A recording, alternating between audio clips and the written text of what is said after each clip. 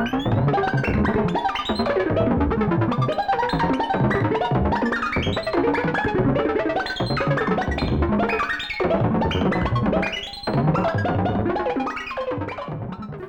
and welcome to Theory of Obscurity. I'm Chriddof. And I'm still Applemask. And in this podcast, we delve into what popular culture has either forgotten or ignored. Media such as movies, books, TV shows, records, and anything else that we can send to each other as a YouTube link or a digital file. So for this episode, Applemask has sent me a thing called Style Trial, BBC One program from 1990, and I sent him quite an unusual, it's another TV program, but it's a Japanese children's show from the early 70s called Kure Kure Takora. And we'll start off with that, I think. So yeah. I sent you to what's basically the official YouTube channel of it, and I just wondered how you got on with it. Well, I don't read or speak any Japanese whatsoever, so I was completely lost just looking at the YouTube channel. But I did recognise the company name, Toho. The name in kaiju. And this is basically the kaiju version of HR Puffenstuffs, as far as I can make out. A kaiju kids program. I don't know what kind of age bracket it's originally aimed at, but it's for preschoolers as far as I can see. At least in the West. Yeah. It's because I also sent you a link to Kure Kure Takora. The character is actually listed on some sort of unofficial kaiju wiki. I think I sent you that link. Yeah, I did look at that, yeah. Yeah. It revealed some things that I didn't actually know until I actually looked at that wiki. Yeah, but so I know you haven't got a lot to say about it because it's just so bewildering, but I don't know, can you extrapolate on just your bewilderment, basically? Yeah, I did look at the Wikipedia entry and the Wikizilla entry on Kure Kure Takora. Takora, got to stress the last syllable. Yes. I did look at the Wikipedia and the Wikizilla entries for the programme, but not until I'd already looked at a couple of episodes. Right, so you went in completely blind. I went in completely cold. Yeah. They're only 3 minutes long, which definitely helps. First impression was actually that I recognised that little red guy because I've seen him around on the internet, but I never knew what he was, just some weird Japanese thing. And it turns out he's a red octopus kaiju with yellow spots that make him look a bit like a motion capture suit. And apparently his whole gimmick is that he wants everything. His name means gimme gimme octopus. It's the word kure kure, phrase rather, kure kure, apparently either means gimme gimme or I want that, as far as I understand from that wiki. Yeah. His friend, or his sidekick, or his lackey, is a sort of butternut squash. Yes, that's everyone tends to confuse for being a peanut. I've seen online. Yeah. So you confuse me even more now. No, he's definitely a squash. He is a squash. He is a squash. Yes. A peanut would have two round bits. He's a round bit and a handle. He's gourd shaped. He's a butternut squash called something or other. And he basically exists to run around after Kure Kure and occasionally get smacked on the head by him.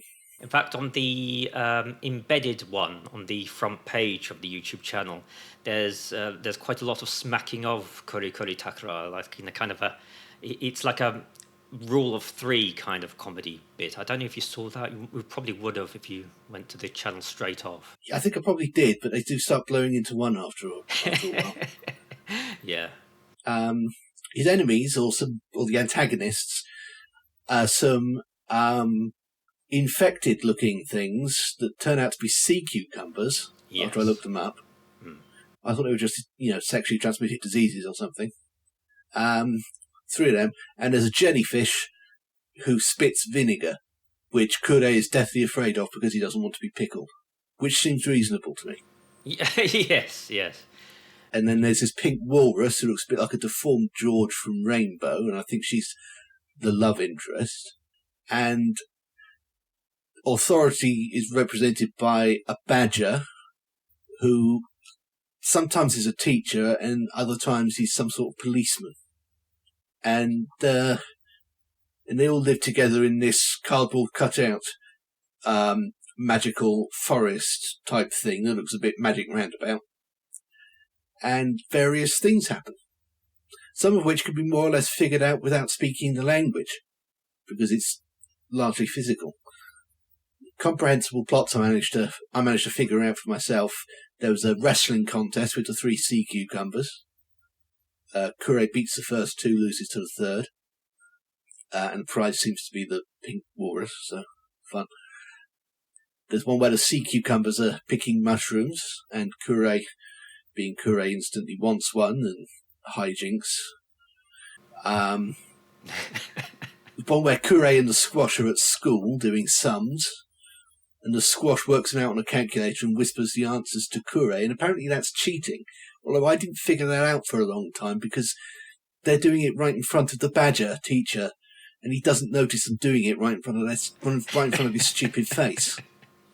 Yes.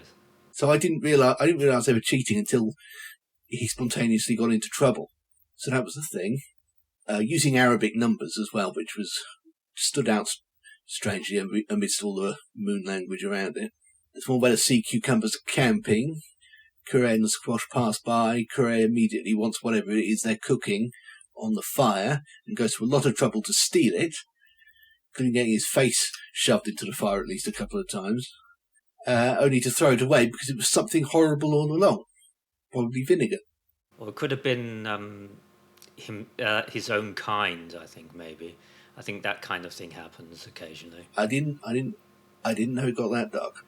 Well, I'm kind of assuming, I don't know. I don't think I saw that particular episode because, as you say, it sort of all blends into one. But I do remember some vague talk online saying that there was one episode that mocked some kind of political party, and that episode in particular got yanked.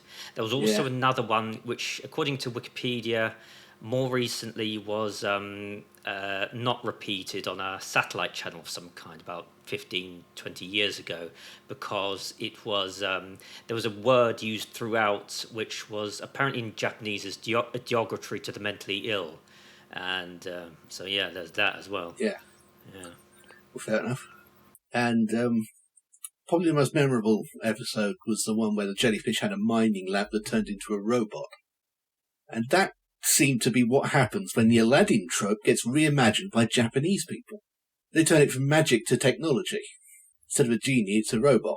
The old thing about technology being advanced enough, if technology is advanced enough, it's practically indistinguishable from magic. I forget who said that. Yeah. Arthur C. Clarke.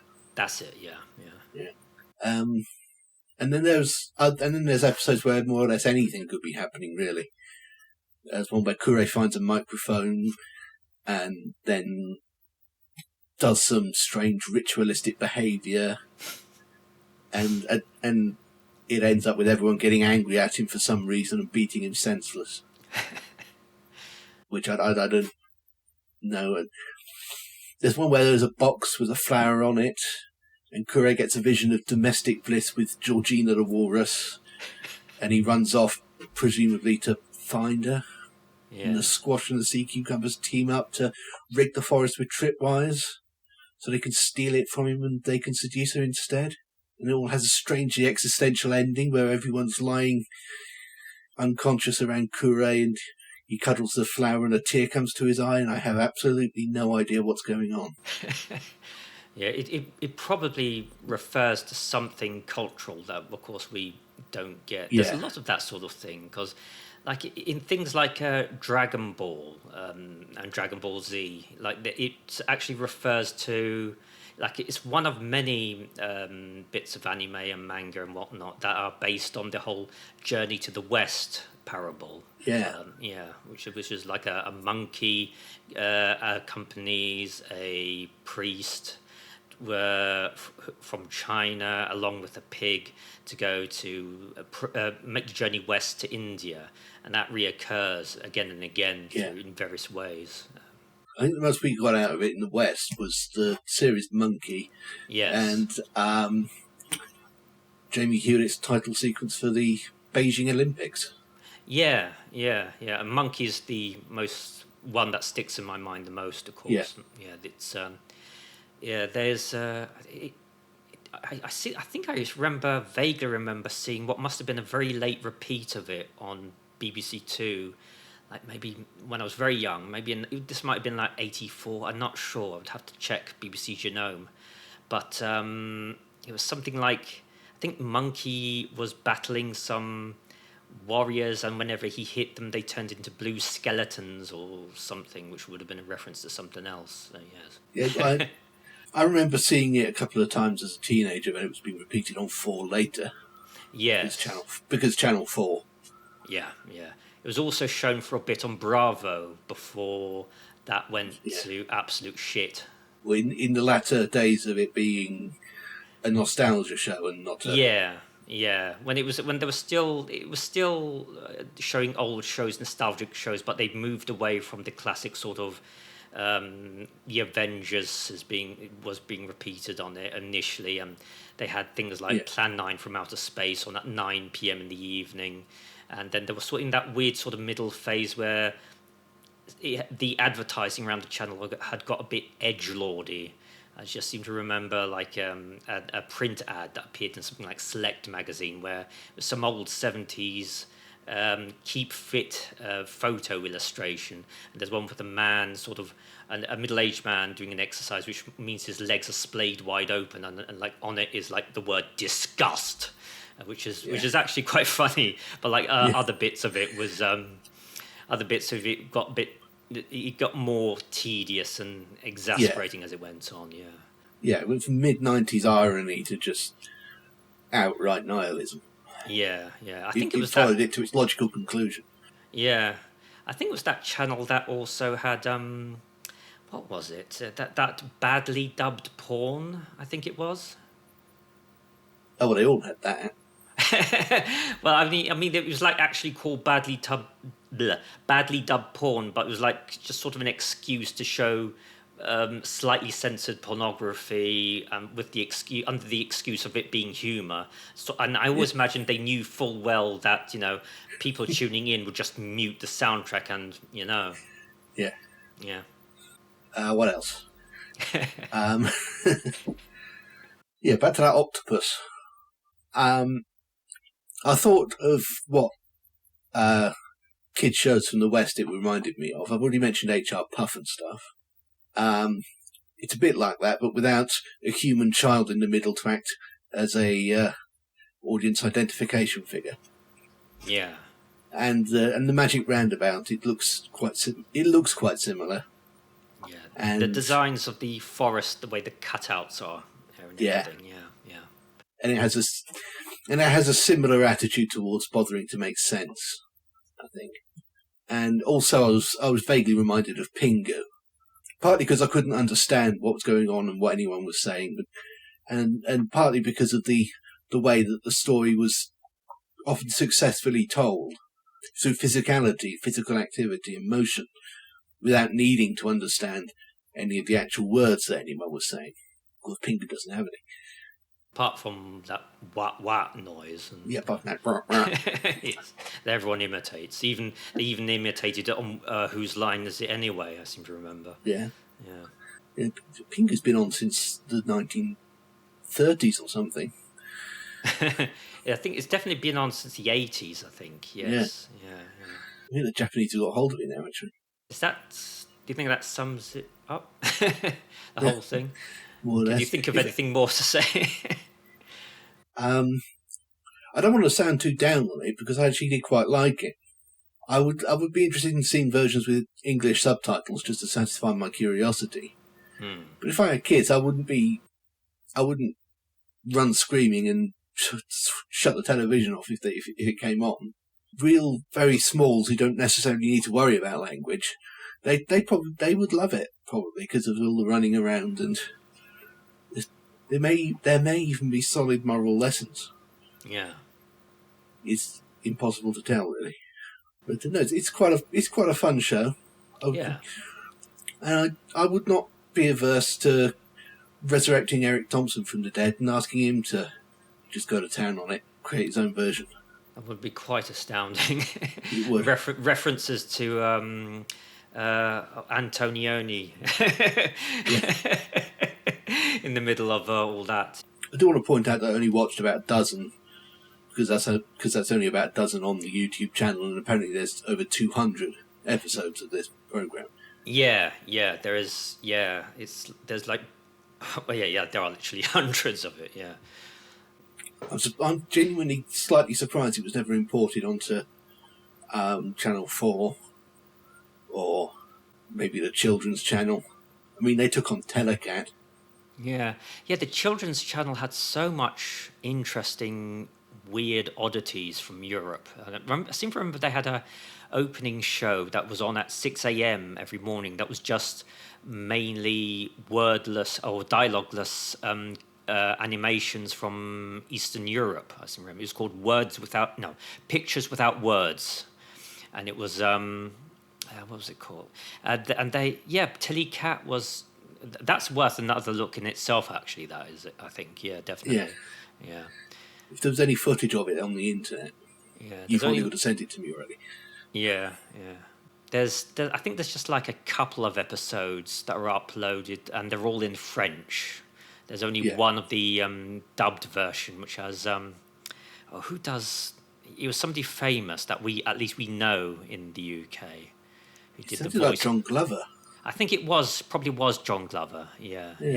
And they seem to have literally translated everything. So everything that made sense and was like sharp and funny in French came across as being weird and stilted, I seem to recall, in English.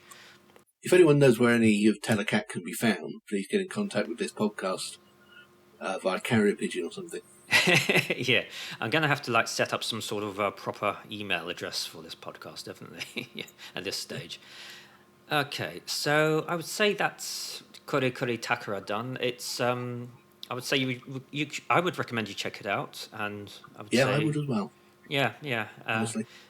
So the second thing we have here is a show called Style Trial, made for BBC One in 1990. This is what Applemask sent to me, an example episode, uploaded on the YouTube channel Lord Lou, which is a channel I do know about already, but I haven't seen everything on it, and luckily I hadn't seen this before. So this is basically, it's an example of that kind of thing where it's right around this is like the very end of the 80s, very early 90s, the 90s, as some people have dubbed it, that weird sort of interzone between the 80s and the 90s, which feel like a unique decade. Not the proper It's not the 80s anymore, but it's not the proper 90s yet either. Yeah, exactly. It feels like it's a specific period of itself, Yeah. And this is it's kind of like a youth TV thing. Youth TV being things like Deaf 2, with an F, I should. And Network 7, was it? Was it Network 7? All that sort of garish sort of attempt at sort of making a TV station like you'd see in Max Headroom or a Zig Zig Sputnik video, basically. Yeah, like it was Network 11 would have flash up the temperature in the studio up on occasionally or things like that. And this is when that kind of thing started to bleed temporarily, at least, into mainstream television. There was an effort around about this time to sort of update standard light entertainment it was a sort of a coat of ironic paint, kind of. Yeah. And it was there was I think one of the earliest examples of this came actually in the 80s itself, about 88 or so. Like a game show hosted by Mike Smith and Julian Clary, who at that time was only really known for his appearances on Saturday Live and latterly Friday Night Live. Yeah. And it was some sort of ironic game show, and there were lots of it had lots of hostesses in it who were instructed to look bored and miserable, and then there was a sort of a minor scandal. Or maybe they just were. Yeah, that was true. I've not seen the program myself, but that's entirely possible. And there was a minor scandal when some of them turned out to be have posed for soft porn mags and things like that. And it was generally apparently it was just a complete failure, really, as a program, and Yeah. so is this, really. So Style Trial was basically overseen by Janet Street Porter.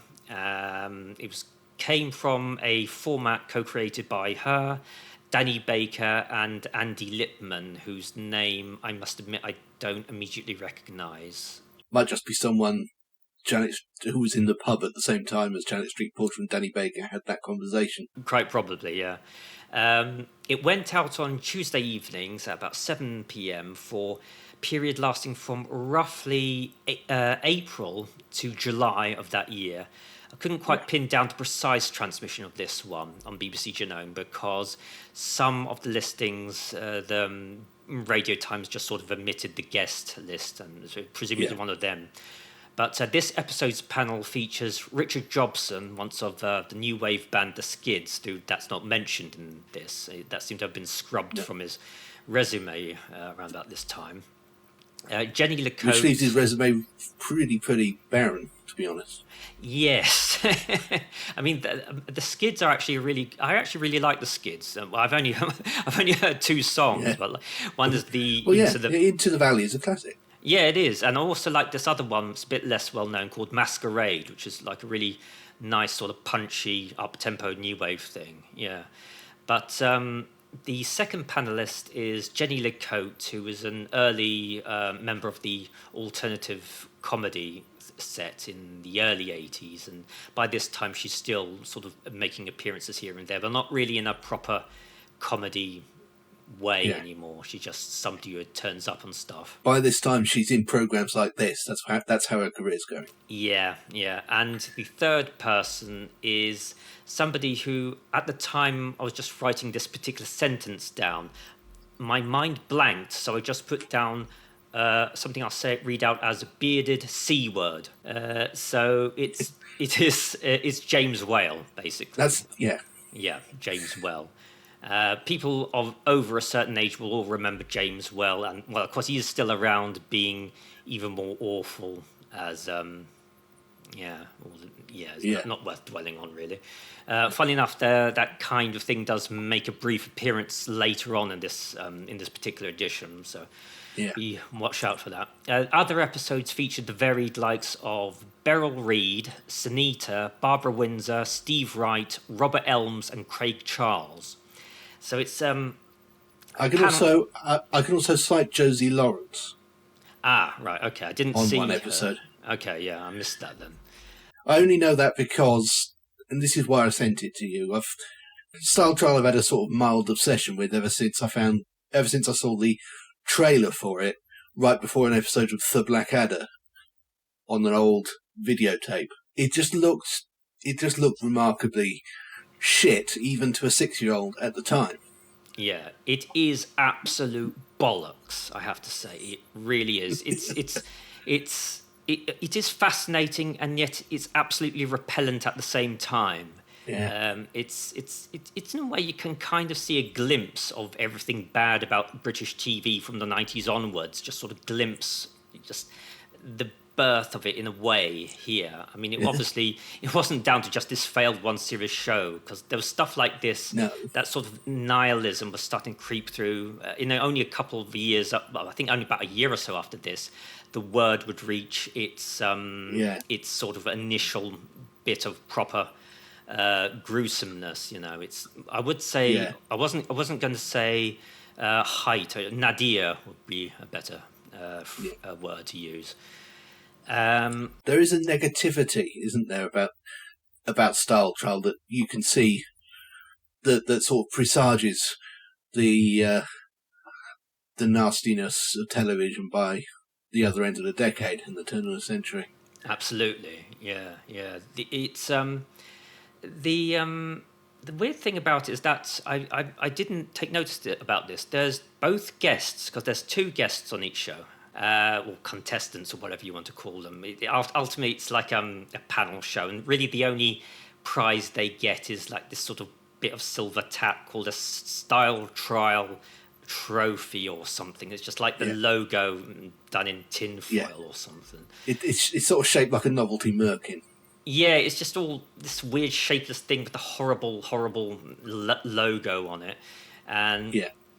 yeah, both contestants or guests or whoever you'd call them, they both make a note of saying, "Oh, the panel were really nice. Yeah, they were really nice." And I, I assume they're being sarcastic because some of the things they're saying, the panel are saying, are, I mean, particularly James Well is right out of order, as you can imagine. But yeah, Yeah.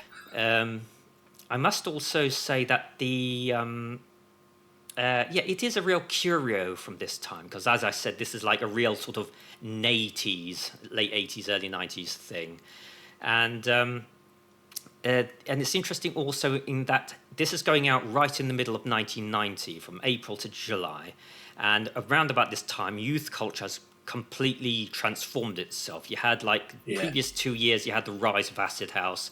Then from 89 onwards, you had your Manchester baggy indie dance thing, Stone Roses Happy Mondays, and everything else. And this looks so dated already. You know, it's like, I mean, just from the intro itself, with the thing about the theme music is like it's pure fashion show. I think that thing, you know, with Jeff, whatever his name was.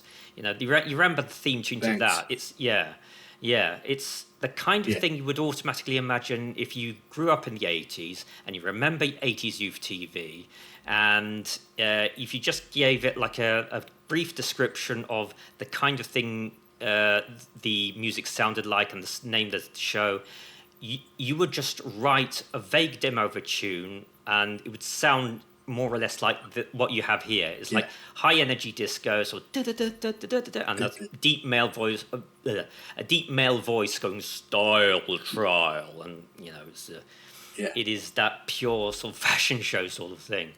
But I made a point of looking for a composer in the credits, and there isn't one. It's just off the shelf. It's the name of a music company. Yeah, I think it said it was like I did look at that too. I think it just said Commercial Music or something was the name of the company. Yeah. So one interesting thing about the that's actually quite unfortunate about the intro is that the very first style, which is sort of inherently being mocked, is the 60s, 70s flower power thing, going, oh, haha, 60s, 70s, what a laugh. But this was the point where that kind of mockery was on its way out. And, you know, I mean, if you compare the initial review of the Stone Roses' debut LP in '89 to all their coverage from about 3 months after that, and to for the rest of the paper's life, basically, then you see that how badly dated it already was. Yeah. And I remember actually around this time, both Jasper Carrot and Lenny Henry did routines on how they vaguely noticed that Manchester was happening, but they didn't understand.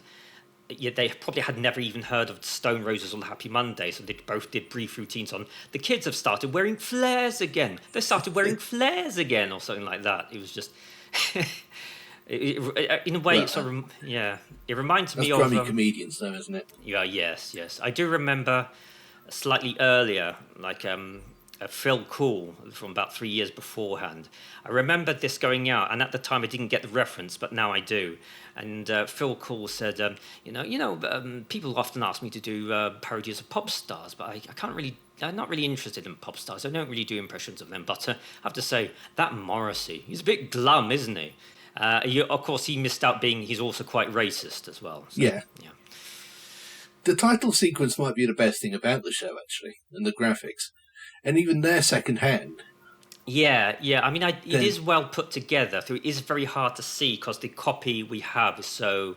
It's terrible. Yeah, it's recorded... The actual signal that was recorded at the time, it's got like that ghosting problem. Yeah, and it's... Dies a couple of times. Yeah, the tape has been a bit chewed up as well. So, yeah. I made a point of looking that up in the credits as well, because I was genuinely wanted to know if they actually got James Ritzie in to do this art. And they didn't. They're just ripping him off. Yeah. It reminds me, that happens so much, doesn't it? It's like when Don Hertzfeld got ripped off by Pop-Tarts or something, I seem to remember. Yeah. Yeah. But anyway, after the animation, there are later animated bits which introduce each round. But then we get on to the thing basically properly starts. The voiceover man basically introduces the show more or less. He introduces the panelist. First on Tim is... Whitnell. Sorry? Tim Whitnell, Oh, incidentally, yes, the voiceover yes, that's man. it. Yes, yes. Angelo from Michelangelo. Yes, yes, yes. That which was around about this time. Yeah, was it? Was he in the role at this time? I think Tyler Butterworth regenerated into him a little later in the year. Ah, yeah. Okay, yes. So yeah, first of all, basically each panelist, all three of them, they come on one by one, and they sort of stop and sort of do a little, I'm here. Well, how about me then? And then they walk over to their seats. James Whale really gets into it. Of course, he could. Jenny LaCote does it, and Richard Jobson, interesting enough, seems to be a little bit embarrassed. He sort of just does the briefest of hesitant pauses, and then he just sort of walks straight over to the chairs. And interesting enough, the host, I went into this completely blind, so I didn't see the video description, but Helen Atkinson Wood is the host, which was quite surprising because, I mean, at the time, I think roughly the same time this was being broadcast, she would be appearing in the first series of KYTV, and it's the kind of thing they would make fun of. They'd give it like more of a Sky TV kind of slant, but it's that kind of thing. Yeah. You actually feel for Helen Atkinson Wood in this program because she's obviously far too nice. Yes, yeah. She. There's a bit in it where she's been given like a pre-scripted insult to give to James Well, but unfortunately, whoever wrote it, they did a bad job of it because it doesn't make much sense. Because she goes over to him and she compares him to how people would think if he saw him running a fairground ride, and the negative assumptions they would make as a result of that, which are all based around standard sort of negative assumptions of like the working class at the time. First of all, if I saw 1990 era James Whale manning a ride at a fairground, I think, why is James Whale working at a fairground? James Whale does, I think, an unscripted... well, it's unscripted as in they've probably put a thing in the script saying James Whale says something. And he compares it to a mange tout because she has a dress that's basically entirely green. And it's the most late 80s insult I can possibly imagine. And James Well was clearly quite antagonistic towards specifically... Well, he's antagonistic towards everyone, of course. And he does slightly crash her opening link to the first film, because each contestant gets an specially shot introductory film.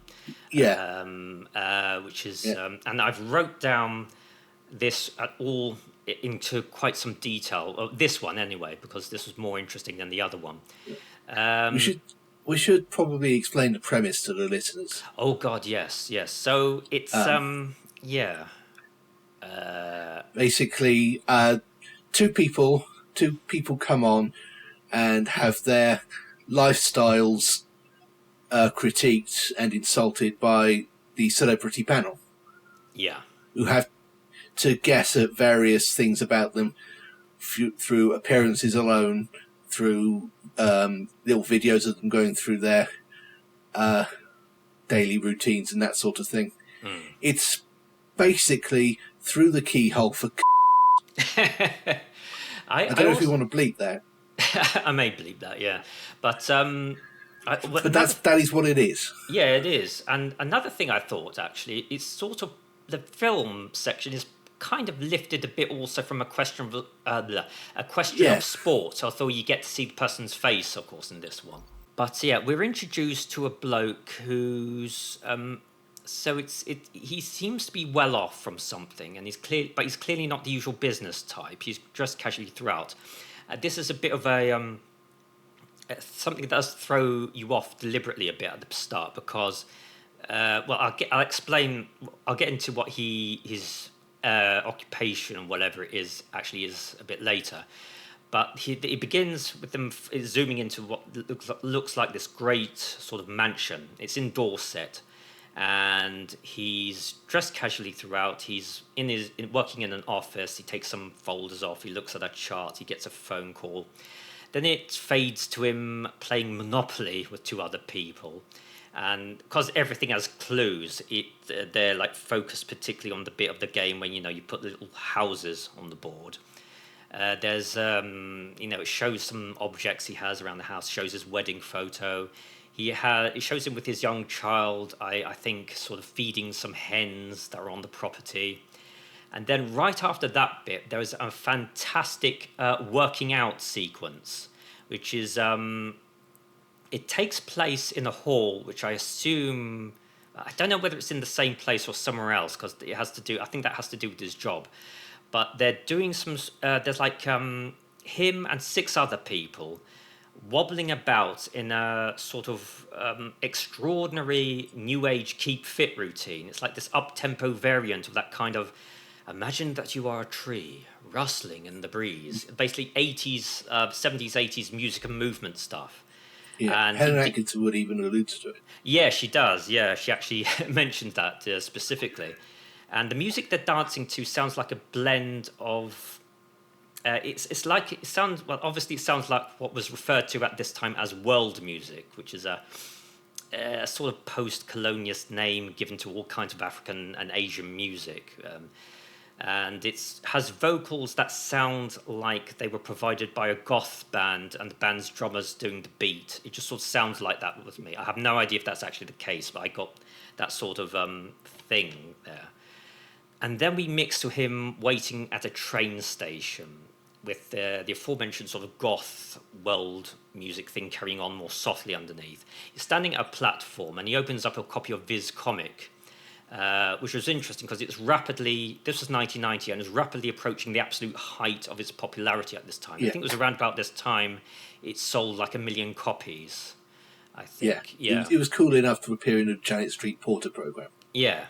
And in fact, I realised actually when I paused to see what issue it was, and I realised it was the same one that the only copy my dad bought in 1990 just to see what all the fuss was about, because even my dad had heard of Viz Comic. It was that immense, and he didn't like it because he only bought that one issue. But I remember I managed to. It's only like a weird sort of blur, like a red and white blur, but I went through the likely suspects, and I just remember the only page I really remember from his copy at the time was the back, which was like a royal shooting game satire thing, and I found that same thing on the back, and the covers both matched up. So it's that exact copy that this bloke is reading. That was also the one that my dad bought, the only one he bought in 1990. So that was interesting.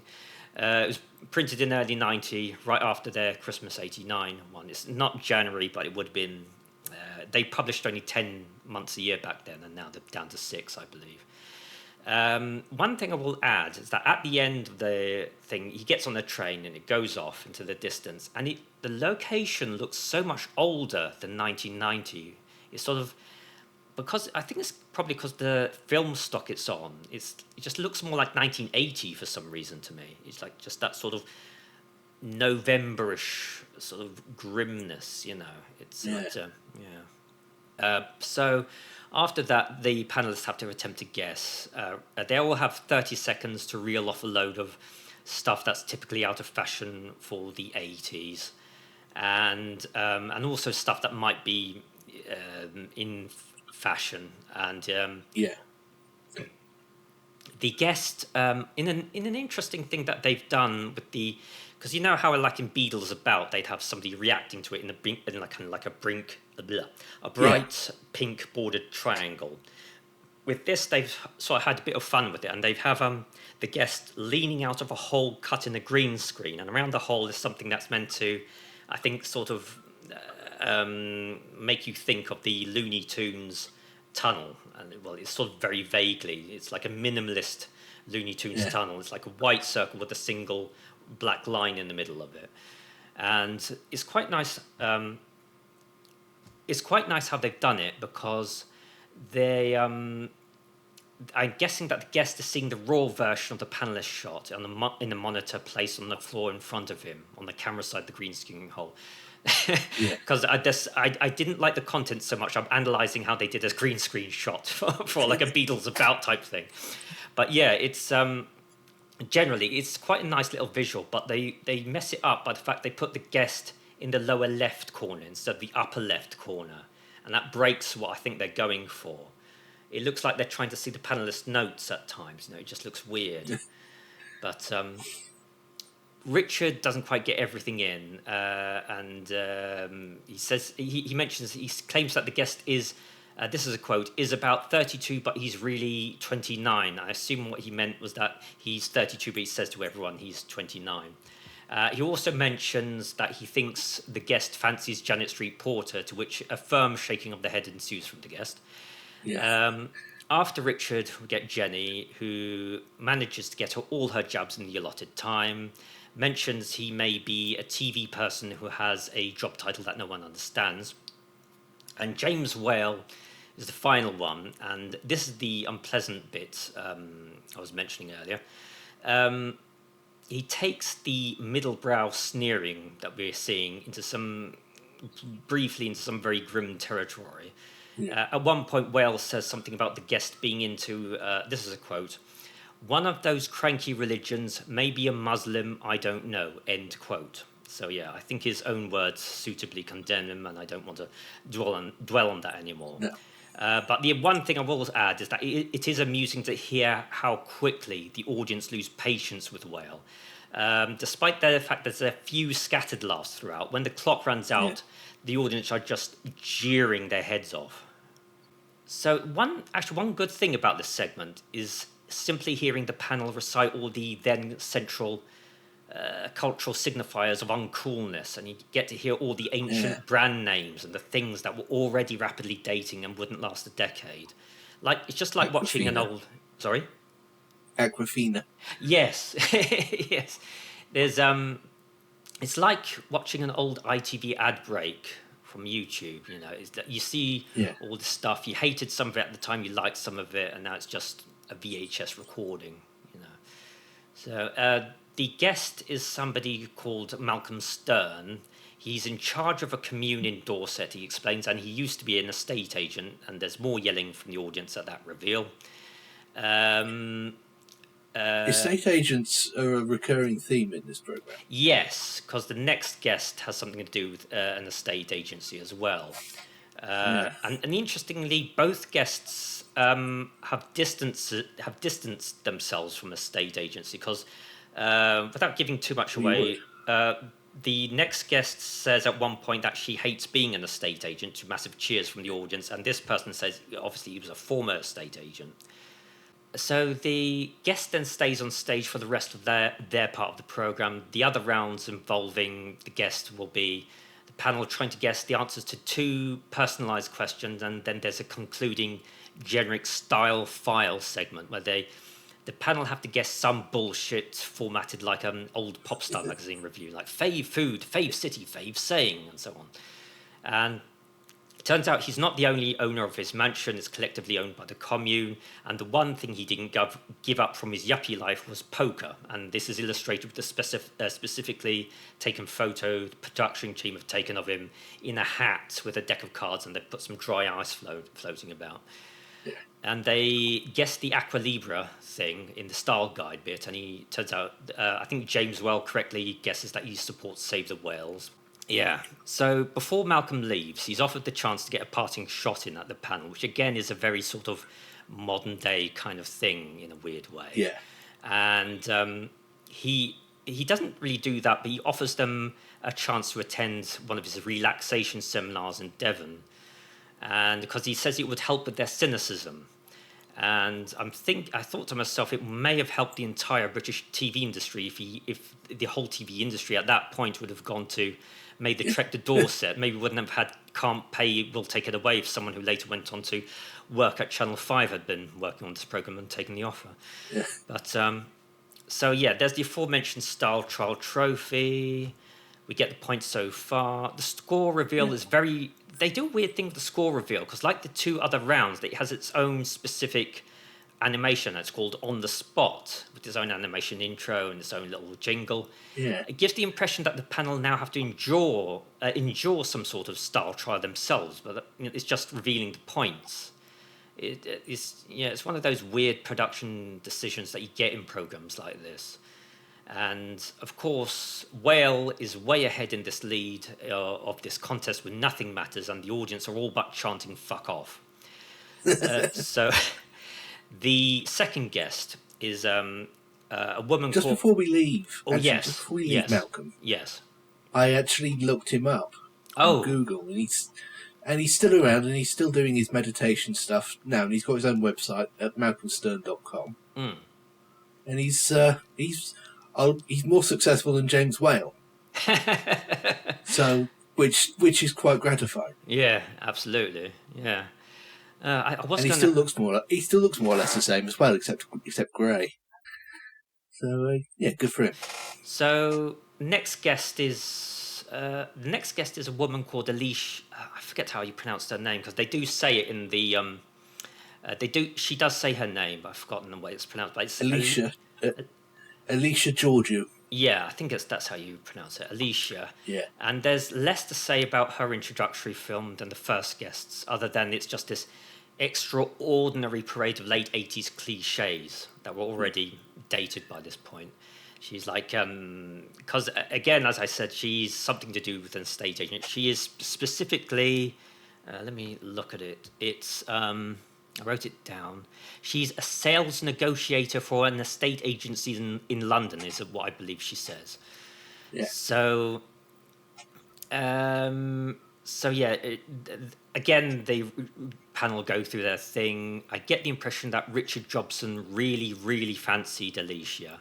Yeah, by the way, he's sort of being a bit flirty, and he sort of he goes into this sort of thing where he starts to deliberately be silly and not wanting to win. He's sort of, at one point he says, "Oh, she might have been a cab driver," just to be deliberately, just this weird thing he does. She bounds on, and she's very animated, very loud, and her presence from that point on, everything does teeter a little more on the chaotic side, simply on how boisterous she is. She does talk over people a bit. She kisses, when she comes on, she kisses Helen Atkinson Wood and messes up her makeup, and she desperately notices this, and she tries to sort of smudge it out with her finger. And there's people practically wolf whistling in the audience and all that. And so yeah, she explains who she is. She mentions that she hates being an estate agent, and basically that ties into the first question, which is, what is your previous job? Yeah. It's technically what she still does, and she is a musician and dancer. And they illustrate this for some reason with a picture of her in a cocktail dress, sitting in an opened carrier case, or a crate or something. I have no idea what that's meant to signify at all. But it's part of a dance routine, presumably. Yeah, I guess so. Yeah, and during that segment, actually, when they're guessing, Whale guesses that she had a bit part in a movie or an advert. Lecote is the closest, because she says, "Are you a musician of some kind?" And Jobson goes, "Oh, well, you used George Michael stand-in at his recent concerts," to which Alicia laughs at a drain at. Which seems to be solely based on the fact that she's Greek. Yeah.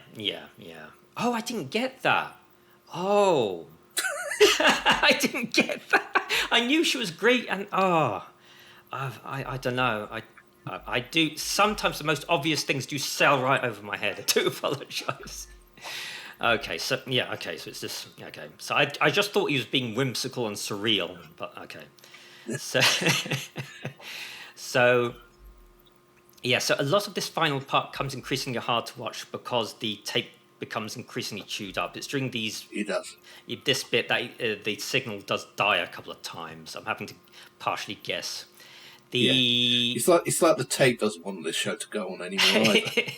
Yeah. I've been talking about this show for so long. I really want to wrap it up. So the next round is they have to guess, and again, it's a personalised thing. So they have to guess what thing she wants the most, a consumer item, a very expensive one that she wants the most and saving up for. And so this is illustrated with, I think, 6 photos of Alicia posing with these things. There's like 4 serious answers and 2 deliberately silly ones.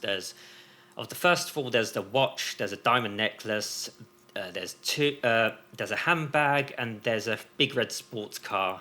I assume it's probably one of those Ferrari Testarossas that I remember the other kids at school being obsessed with, and that I learned to mention whenever anybody at the time asked me, what is your favourite car? I would reply, Ferrari Testarossa, and they would leave me alone.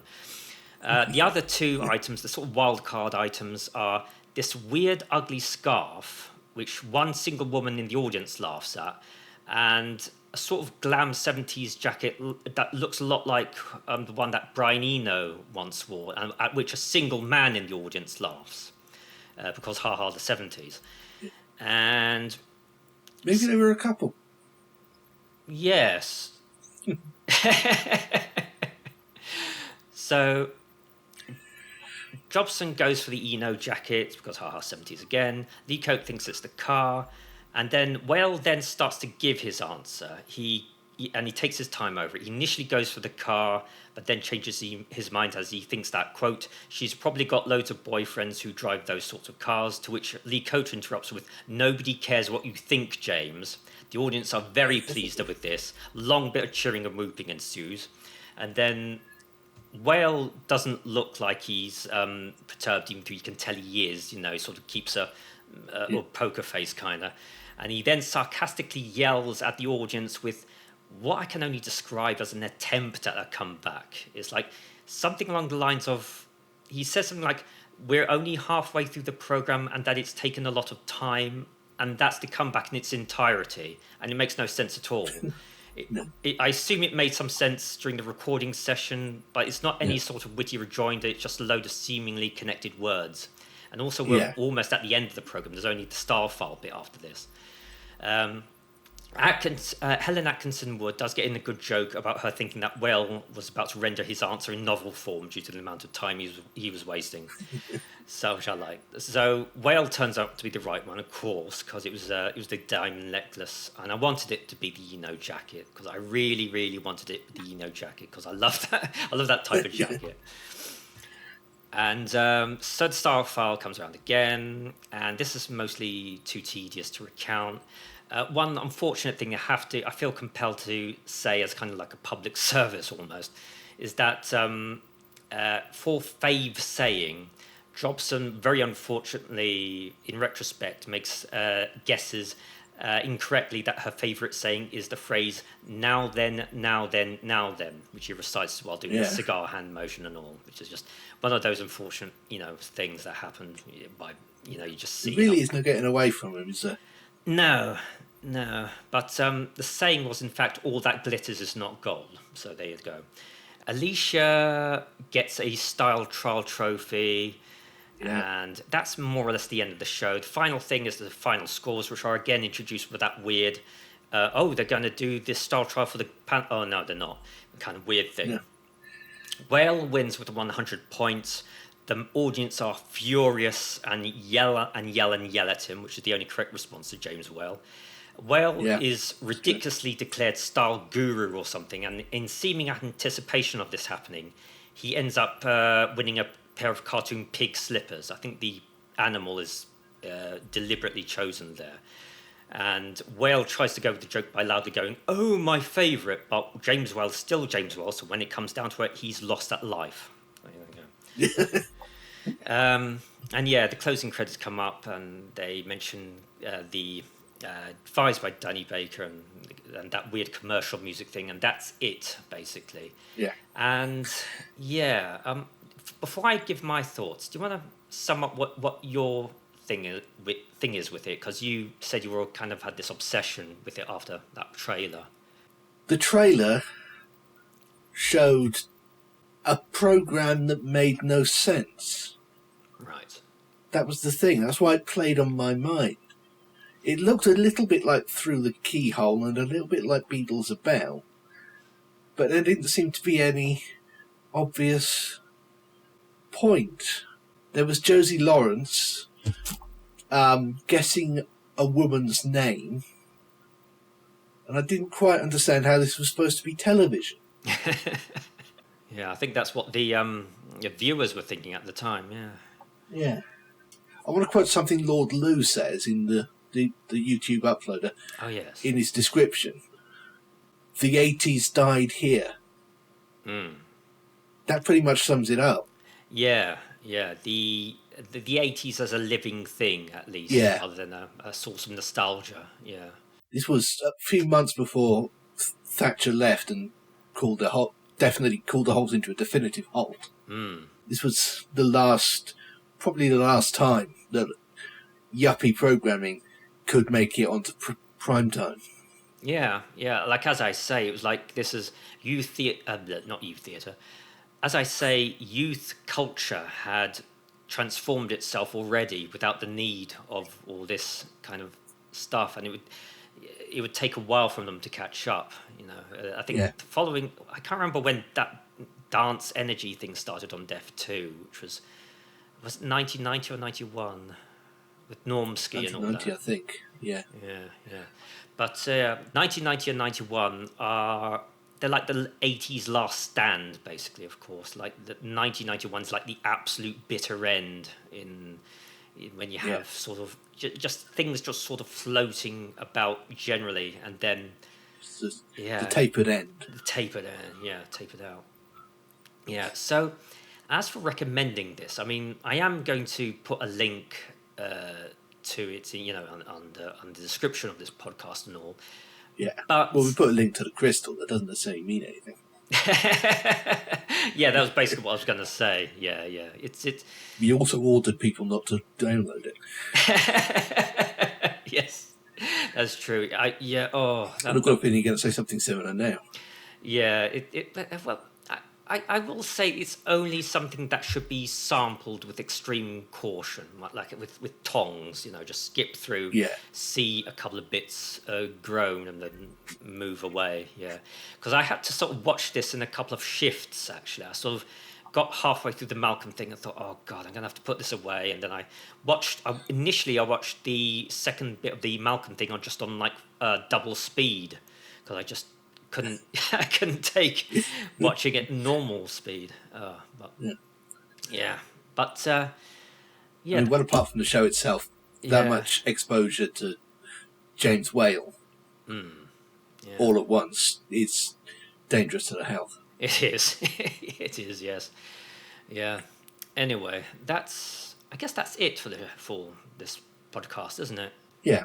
So, links to what we watched, including Star Troll, of course, because I feel compelled to, will be, and also Kure Kure Takora. You can see them in the description of both the YouTube and SoundCloud uploads.